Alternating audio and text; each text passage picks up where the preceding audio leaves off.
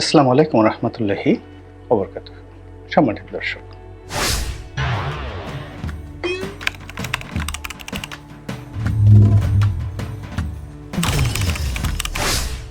আওয়ামী লীগের সাধারণ সম্পাদক জনাব ওবায়দুল কাদের দীর্ঘদিন ধরে বাংলাদেশে আলোচিত ব্যক্তিত্ব। তার বর্ণিল কথাবার্তা, তার কেতাদুরস্ত পোশাক পরিচ্ছদ, হাতে মূল্যবান আংটি এবং তার চেয়েও মূল্যবান ঘড়ি। কেউ কেউ বলেন কোনো ঘড়ির দাম 50 কোটি টাকা, কেউ কেউ বলেন 50 লক্ষ টাকা। এর কারণ হলো তিনি যে ঘড়িগুলো পরতেন, সেই প্যাটেক ফিলিপ থেকে শুরু করে রোলেক্স কিংবা অন্য দামি যে ব্র্যান্ডগুলো আছে, এই ঘড়িগুলোর মূল্য কম করে হলো 20 লাখ টাকা, আর সর্বোচ্চ 50 কোটি, 100 কোটি, 500 কোটি টাকা মূল্যেরও কিন্তু ঘড়ি আছে। তো তিনি সেই ঘড়িগুলো পরতেন এবং তার এরকম ঘড়ির সংখ্যা ছিল নাকি কয়েকশো, আল্লাহ ভালো জানেন। তো সেই মানুষটি রাজনীতিতে সজ্জন ছিলেন, ব্যক্তিগতভাবে কারোর সাথে মারামারি কাটাকাটি, তারপরে মামলা মোকদ্দমা হামলা অনেকটা আছে না, যে যেমন সালমান এফ রহমান সাহেব যেটা করতেন, কাউকে টার্গেট করতেন তো তার একেবারে জীবন শেষ। একমাত্র আল্লাহর অশেষ রহমত, তিনি আমাকে কিছু করতে পারেননি। এর কারণ হলো 2014 সন থেকে বা 12 সন থেকে তার সঙ্গে আমার যে বিরোধ। তো জেলে আমি গিয়েছিলাম, এটা তার কারণে নয়, জেলে গিয়েছিলাম আমার কারণে, সেটা ভিন্ন প্রসঙ্গ। কিন্তু কেন জানি তিনি আমার সঙ্গে বিরোধে জড়াননি। জড়ালে কি হতো সেটা পরের ব্যাপার। কিন্তু সালমান এফ রহমান যদি কারো স্ত্রীর দিকে তাকিয়েছেন, কারো সম্পত্তির দিকে তাকিয়েছেন, কারো প্রতিষ্ঠানের দিকে তাকিয়েছেন, কারো জমির দিকে তাকিয়েছেন, কারো ব্যবসা বাণিজ্যের দিকে তাকিয়েছেন, ওদিকে অমনি কিয়ামত হয়ে গিয়েছে। এরকম একটা জাস্ট একটা উদাহরণ দিলাম। এরকম আওয়ামী লীগে হয়তো হাজার হাজার মানুষ সারা বাংলাদেশে ছিল, যাদের টার্গেটে ছিল অন্য মানুষের সম্পদ হরণ, তারপরে অন্য মানুষের সঙ্গে শত্রুতা করা এবং তাদের অপছন্দের মানুষদেরকে একেবারে জাহান্নামে পাঠিয়ে দেওয়া। তো সেই দিক থেকে জনাব ওবায়দুল কাদের অনেকটা অজাত শত্রু প্রকৃতির মানুষ ছিলেন। তিনি দলীয় নেতাকর্মীদেরকে বেশি একটা পাত্তা দিতেন না, আর কাছাকাছি গেলে বড় জোরে একজনকে একটু গালি দিতেন, বকা দিতেন, এই পর্যন্তই ছিল। কিন্তু ওরকম সন্ত্রাসী কর্মকাণ্ডের সঙ্গে তিনি কখনোই জড়িত ছিলেন না। দ্বিতীয়ত, তিনি আপাদমস্তক একজন শিক্ষিত মানুষ, প্রচুর পড়াশোনা করতেন এবং তিনি ভালো ছাত্র, মানে ম্যাট্রিক ইন্টারমিডিয়েট অনার্সে খুবই ভালো ছাত্র ছিলেন। বর্ণাঢ্য রাজনৈতিক ক্যারিয়ার, খুব ভালো বক্তব্য দিতেন যৌবনে।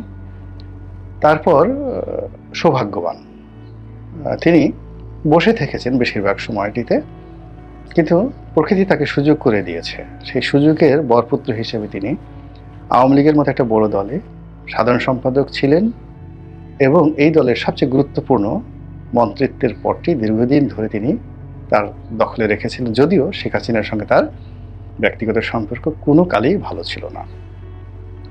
এই সৌভাগ্যের যে বরপুত্র মানুষটি, তিনি আওয়ামী লীগের যে বিপদের সময়, সেই বিপদের সময় কিন্তু তিনি সৌভাগ্য দ্বারা তিনি আশীর্বাদ পুষ্ট হয়েছেন। কারণ হলো এই দলের সবচেয়ে প্রভাবশালী লোকজন, যেমন ধরুন শাহজাহান খান সাহেব। শাহজাহান খান কেবলই যে একজন রাজনীতিবিদ তা নন, তিনি এদেশের শ্রমিক আন্দোলনের, পরিবহন শ্রমিক আন্দোলনের প্রবাদ পুরুষ এবং তার নির্বাচনী এলাকায় যথেষ্ট জনপ্রিয়। তিনি এই প্রথম এরকম একটা বিপর্যস্তকর অবস্থার মধ্যে পড়লেন। তিনি পালাননি বা পালাতে পারেননি। এরপরে হাসানুল্লাহ কিনু, রাশেদ খান মেনন, বর্ণাঢ্য রাজনৈতিক ক্যারিয়ারের অধিকারী। তাদের সাহস, তাদের শক্তি, এটি বাংলাদেশের কিংবদন্তি। কেবল শেখ হাসিনার জমানাতে তারা যে কাজগুলো করেছেন, এইটুকু যদি আপনি বাদ দেন, তাহলে বাকি জীবনটাই এদের ঐতিহ্য দিয়ে ভরা, in terms of family background, in terms of education and everything. এরপর যদি আপনি আনিসুল হকের কথা চিন্তা করেন, আইনমন্ত্রী আনিসুল হক, সিরাজুল হক সাহেবের ছেলে, বাংলাদেশের সবচেয়ে নামকরা উকিলদের মধ্যে একজন, সর্বকালের 100 বছরের সেরা উকিলদের মধ্যে অন্যতম সেরা উকিল ছিলেন তার বাবা, এবং তিনিও যথেষ্ট নামকরা অ্যাডভোকেট, বিশেষ করে ক্রিমিনাল লতে। আইনমন্ত্রী ছিলেন, পালাতে পারেননি। তারপরে সালমান এফ রহমান সাহেব দেশের শীর্ষ ব্যবসায়ী, শেখ হাসিনার একেবারে রাইট ইন হ্যান্ড ছিলেন। তারপর উনি এরশাদ জামানাতেও ক্ষমতাধর ছিলেন, বিএনপি জামানাতেও তার ক্ষমতা কোনো অংশে কম ছিল না। এরপর পাকিস্তানে তার বাবা কেন্দ্রীয় সরকারের মন্ত্রী ছিলেন, একেবারে সেই প্রথম দিকে ফজলুর রহমান। তো এই মানুষটি পালাতে পারেননি। তার পালানোর জন্য হেলিকপ্টার ছিল, নিজস্ব হেলিকপ্টার ছিল। তার পালানোর জন্য বাংলাদেশে অনেক শিল্প কলকাতার অনেক এরকম শিল্প কলকারখানা ছিল যেখানে 20,000 লোক চাকরি করে। তো তিনি পালাতে পারেননি। এভাবে আরো বহু লোক যারা ধরা পড়েছেন। তো সেই দিক থেকে ওবায়দুল কাদেরের আসলে ওরকম বাড়ি গাড়ি কয়টা আছে আমি জানি না, কিন্তু আমার জানা মতে নর এরকম পালিয়ে থাকার মতো শিল্প কলকারখানা, বন্ধু বান্ধব নাই বললেই চলে। যা আছে আওয়ামী লীগের রাজনৈতিক নেতা কর্মী।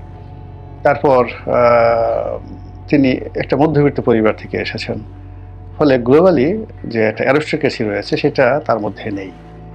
তিনি বড়দের হয়তো কলকাতাতে একটা বাড়ি করার কথা কল্পনা করতে পারেন, কিন্তু সালমানদের মতো মানে লন্ডনে বিশাল একটা বাড়ি করে, কিংবা জাভেদের মতো, ভূমিমন্ত্রী জাভেদের মতো সে 800 লন্ডন আমেরিকাতে 800 বাড়ি কেনার মতো কলিজা আগামী 100 বছরও ওবায়দুল কাদেরের হতো না।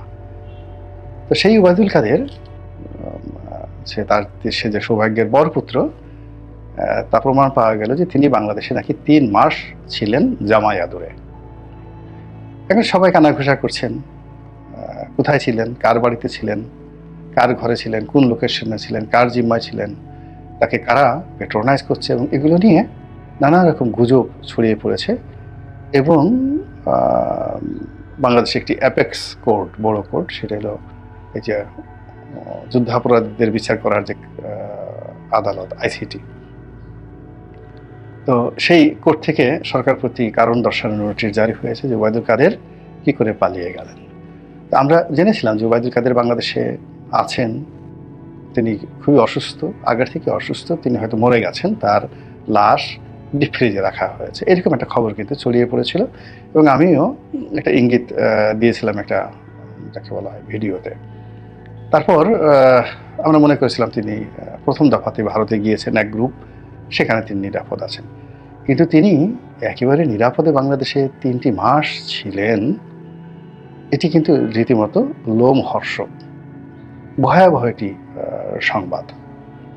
দ্বিতীয়ত হলো আফটার 3 মান্থ, সরকারের যে 100 দিন পূর্ণ হলো বা সরকারের 90 ডেজ পূর্ণ হলো, এই 3 মাস পর তিনি আমাদের চোখে ধুলো দিয়ে, আমাদের সামনে এইভাবে তুড়ি বাজিয়ে, তারপরে ভেংচি কেটে, অনেকে আছে না যে অনেক দেখবেন বুড়ো বুড়ো মানুষও ভেংচি কাটে, এবং অনেক যাকে বলা হয় এটা অসম্ভব ব্যাপার, আপনি উইনস্টন চার্চিলের মতো মানুষ ধরুন ভেংচি কাটলো, জেনারেল আইসেন হাওয়ারের মতো মানুষ ভেংচি কাটলো, আর ডোনাল্ড ট্রাম্প তো কথায় কথায় ভেংচি কাটেন।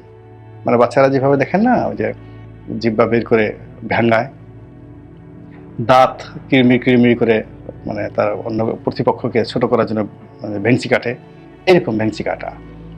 এখন বাংলাদেশে এই যে আমাদের এত বড় একটা বিপ্লব হলো, আমরা এত কিছু করলাম, তো আমরা এই 3 মাস ওবায়দুল কাদেরকে খুঁজে পেলাম না, এবং তিনি এই 3 মাস বাংলাদেশে জামায়াত দলে থেকে আমাদের চোখের সামনে তিনি ভেংচি কেটে চলে গেলেন।